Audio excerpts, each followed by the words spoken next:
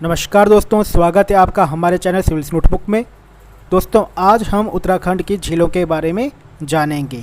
कौन सी झील कौन से क्षेत्र में है, गढ़वाल क्षेत्र की झीलें कौन सी हैं और कुमाऊं क्षेत्र की झीलें कौन सी हैं। वीडियो शुरू करने से पहले दोस्तों एक ज़रूरी सूचना, Uttarakhand UKSSC video test series हमने लॉन्च की थी। यदि आपने ये टेस्ट सीरीज़ अभी तक नहीं खरीदी है तो आप इसे खरीद सकते हैं हमारी वेबसाइट पर जाकर। इसका पहला टेस्ट एकदम फ्री है, आपको बस इस पे अपना अकाउंट क्रिएट करना है और आप पहला टेस्ट लगा पाएंगे। बाकी टेस्ट खरीदने के लिए आपको पे नाउ पे क्लिक करना होगा। तो चलिए दोस्तों शुरू करते हैं अपनी इस वीडियो को। झीलें क्या होती हैं? देखिए, मान लीजिए ये समतल ज़मीन है, हमारी धरती पर एक समतल ज़मीन है और उस ज़मीन पर कहीं कहीं पर कुछ गड्ढे बन जाते हैं। अब ये गड्ढे कैसे बनते हैं? इनके बहुत सारे रीज़न हो सकती हैं। जैसे पहला रीज़न ये है कि मान लीजिए स्पेस से कोई एस्टेरॉयड आया और वह धरती पर टकरा गया। जहाँ पर यह टकराएगा वहाँ पर बहुत विशाल गड्ढा बन जाएगा। ठीक है, ये तो एक रीज़न हो गया। दूसरा रीज़न ये हो सकता है कि कोई वोल्केनो है, कोई ज्वालामुखी है और ज्वालामुखी फटने की वजह से भी ऐसा कोई गड्ढा बन सकता है। अब ये गड्ढा तो बन गया है, लेकिन इस गड्ढे में पानी भी आ सकता है। पानी कैसे आएगा इस गड्ढे में? मान लीजिए कि बारिश की वजह से यहाँ पर जो है पानी जमा हो सकता है। दूसरी वजह ये हो सकती है, अगर ये माउंटेनियस एरिया में है ये गड्ढा, तो फिर क्या होगा कि अगर उस तरफ ग्लेशियर्स हैं तो हो सकता है कि ग्लेशियर्स का जो पानी है वह इसमें जमा हो जाए। तीसरा रीज़न ये भी हो सकता है कि मान लीजिए ये समुद्र किनारे है, तो समुद्र किनारे होने की वजह से जो लहरें हैं वह जब पानी साथ में लेकर आएंगी तो उस पानी को, समुद्र के पानी को वह इस गड्ढे में छोड़ देंगी। यह भी एक वजह हो सकती है।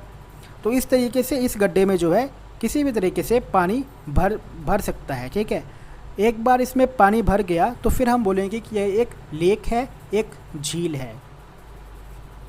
ठीक है, अब देखिए लेक्स कितने प्रकार के होते हैं ये देखते हैं। लेक्स वैसे काफ़ी प्रकार की होती हैं, लेकिन आमतौर पर इन्हें 5 भागों में बांटा जा सकता है। पहला है फ्रेश वाटर लेक्स। देखिए, फ्रेश वाटर लेक्स होती हैं मीठे पानी की झीलें।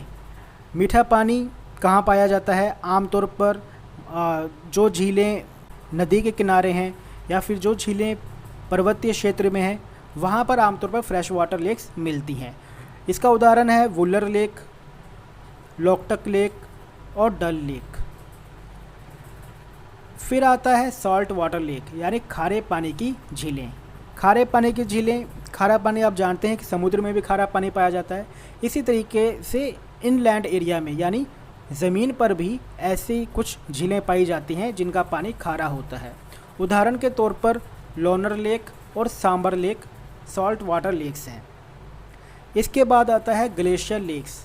इसके नाम से ही पता लग रहा है कि ये ग्लेशियर से रिलेटेड है, यानी ग्लेशियर के नज़दीक ये लेक्स पाई जाएंगी और इसमें जो पानी होगा वो ग्लेशियर्स का पानी होगा। इसका उदाहरण है सतोपंथ और रूपकुंड। इसके बाद आता है क्रेटर लेक्स। देखिए, क्रेटर भी एक तरीके का पहले गड्ढा बन जाता है। अब जो ये क्रेटर बनते हैं ये कैसे बनते हैं? ये वोल्केनिक इरप्शन की वजह से यह क्रेटर बनते हैं। ठीक है, और इसमें भी जब पानी आ जाएगा तो इसे हम क्रेटर लेक्स बोलते हैं। आखिरी आता है हमारा, लास्ट में है आर्टिफिशियल लेक्स। आर्टिफिशियल लेक्स वो लेक्स हैं जो नेचुरल नहीं हैं, जो ह्यूमन बीइंग ने बनाई हैं, हम लोगों ने बनाई हैं। ठीक है, मैन मेड। इसकी एग्जांपल है टिहरी लेक। टिहरी झील जो है वो आर्टिफिशियल लेक है। वहाँ पे पहले हमने डैम बनाया, डैम के लिए हमें वहाँ पे पानी जमा करने के लिए एक रिजर्वोयर चाहिए था, तो उस रिजर्वोयर को हमने टिहरी लेक कहना शुरू कर दिया।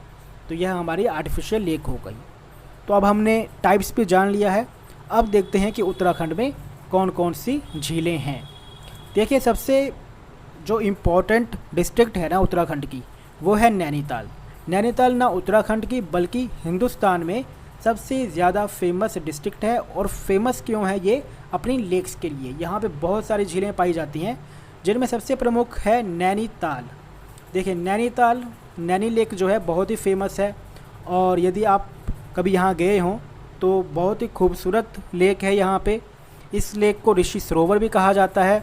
7 पहाड़ियों से ये घिरी हुई है और इसकी खोज हुई थी 1839 में। किसने की थी? पी बैरन ने इसकी खोज की थी। कब की थी? 1839 में। इसके बाद आता है भीमताल। भीमताल भीमताल भी नैनीताल में ही है, यानी कुमाऊं क्षेत्र में। भीमताल जो है कुमाऊं क्षेत्र की सबसे बड़ी झील है। सी शेप्ड है और त्रिभुजाकार है, 3 कॉर्नर्स हैं इसके, ठीक है, 3 कॉर्नर्स। और यहाँ पर एक भीमेश्वर महादेव मंदिर भी है। अब ये कहा जाता है कि भीमेश्वर महादेव मंदिर जो है वह भीम ने बनाया था। महाभारत में जो भीम थे ना, उन्होंने ये मंदिर बनाया था, उन्हीं के नाम पर इसे भीमेश्वर महादेव कहा गया। और इस ताल का नाम जो भीमताल है वो उन्हीं के नाम पर है, भीम के नाम पर इसका नाम भीमताल रखा गया। तो इसमें आपने ये देखना है कि भीमताल जो है वह कुमाऊं रीजन का सबसे बड़ा तालाब है। इसके बाद आता है नौकुचिया ताल। नौकुचिया ताल नाम से ही पता लगता है, 9 यानी 9 कॉर्नर्स हैं इसके 9 कॉर्नर्स हैं, इसीलिए इसे नौकुचिया ताल कहते हैं। इसकी खासियत यह है कि यह कुमाऊं क्षेत्र का सबसे गहरा ताल है। इसके बाद आता है सतताल। सतताल नाम से ही पता लग रहा है 7 ताल, 7 तालों का समूह है ये। इनमें सबसे प्रमुख है नल दमयंती ताल, जिसके 5 कॉर्नर हैं। खुरपाताल। खुरपाताल भी नैनीताल में ही है, कुमाऊं क्षेत्र में, और इसके आसपास काफ़ी पेड़ हैं, वृक्ष हैं और बहुत ही खूबसूरत तालाब है। नैनीताल से लगभग 12 किलोमीटर दूरी पर यह स्थित है।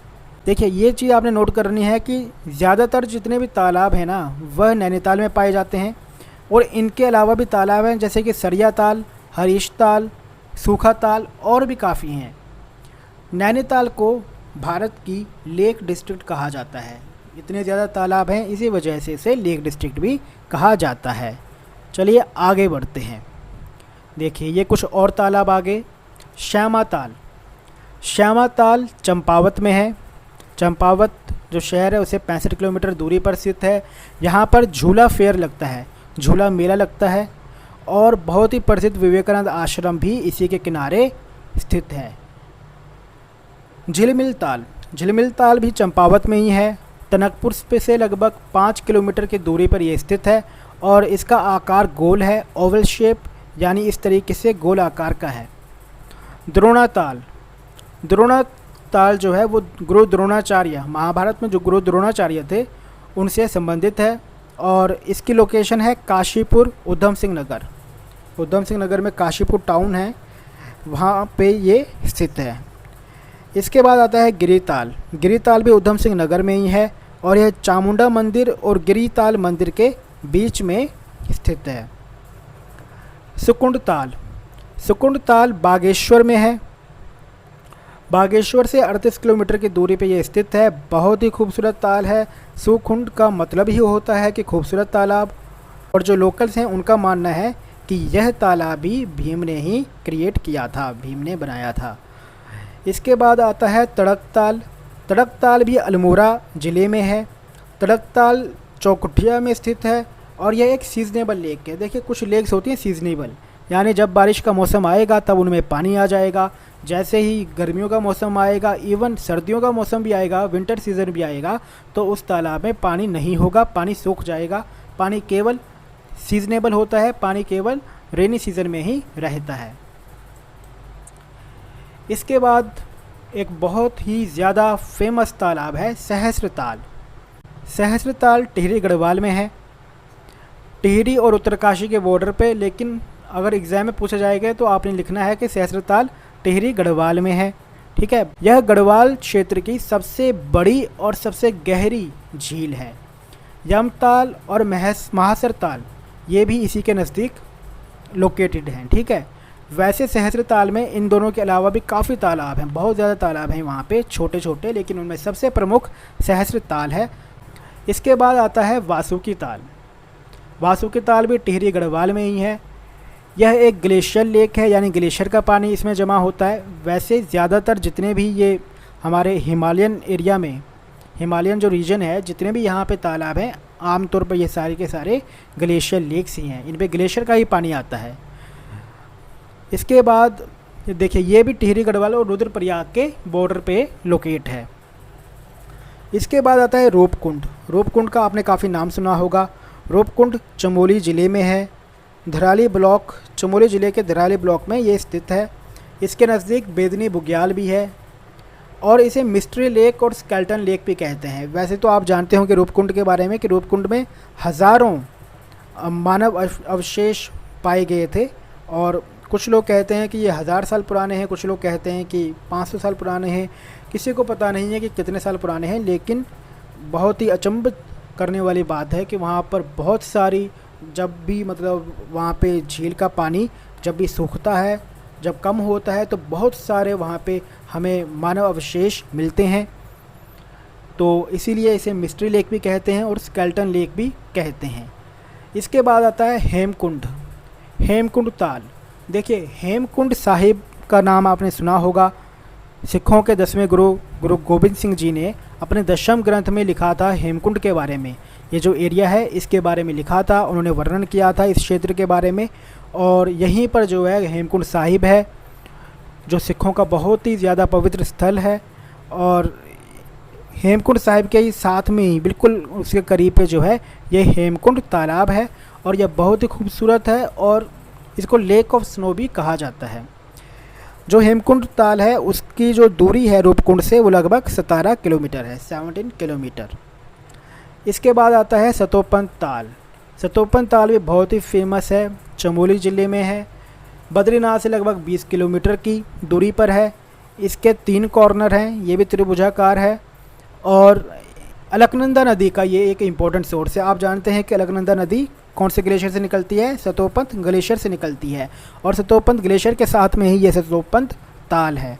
यानी आप जान गए होंगे सतोपंत ताल भी जो है एक ग्लेशियल लेक है। मैंने पहले भी कहा है कि जितनी भी लेक्स हैं ना, ज़्यादातर लेक्स जो पहाड़ी एरिया में हैं, यानी जो हमारे माउंटेनियस रीजन में है, जैसे अपर हिमालय हो गया, हमारा ग्रेटर हिमालय हो गया, वहाँ पर जो भी लेक्स हैं वह लेक्स ग्लेशियर लेक्स हैं, क्योंकि उन पे ग्लेशियर का पानी आता है। इसके बाद देवड़िया ताल आ गया, ये रुद्रप्रयाग में है। मस्तूरा और सारी गांव, इनसे 3 किलोमीटर की लंबाई पर यह तालाब है। यहाँ से जो है चौखंबा पीक जो है वह बहुत ही खूबसूरत पीक जो है वह यहाँ से दिखती है। चलो आगे बढ़ते हैं। देखिए, यहाँ पर अब हमने थोड़ा डाटा दिया है।